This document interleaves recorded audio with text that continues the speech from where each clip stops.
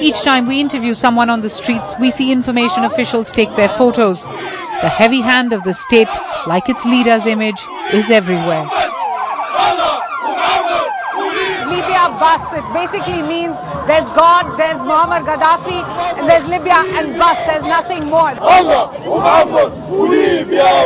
We're really here in Tripoli, not allowed to go out without some kind of supervision, but it gets more dangerous than that. I've been arrested now twice and on both occasions taken to a military barracks. The first time I was on my own and I had a pillowcase put over my head and accused of being in MI6 or CIA. One of the most difficult places to get to is the town of Zawiya.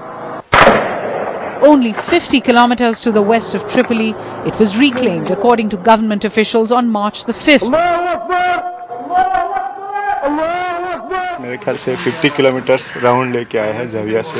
Yet 2 days later, we meet an Indian family who says the fighting is still going on.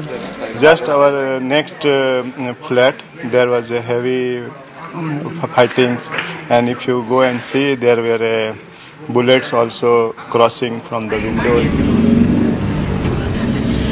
We're now finally being told that it is now under Gaddafi forces control, and the government wants us to go and see it for ourselves. Some also pointing out that perhaps we're being taken in the middle of the night, so we can't see just the extent of the destruction and the damage that has been caused. But nothing prepares us for what follows. We are shown not the city centre and the destruction at the Martyrs Square, but a football stadium filled with a crowd clearly performing for us.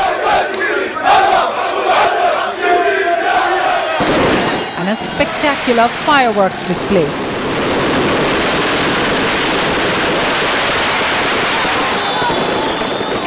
Certainly a crowd has been brought out here to show us that Zawiya is now under the Gaddafi regime's control. But the visit here to Zawiya has also brought up more questions than it has answered. But the Gaddafi regime is in no mood for answers. As Gaddafi's tanks roll into Ras Lanuf, it's clear that the rebels who had built up momentum with their earlier wins are now losing steam. People who are desperate for their freedom, but what they don't have is any organization. They've looted some ammunition stores, but they're disorganized. Half of the weapons they don't know how to use. In fact, the progress made by the rebels in 2 weeks is reversed in just 1 week. As Gaddafi's army rolls into Zawiya, Misrata, Ras Lanuf, Bin Jawad and Brega, many wonder how long the opposition in Benghazi, that has set up a government and even been recognized by France, can last it out. Gaddafi's son Saif al-Islam, once glorified by the West, is now just seen as his father's voice.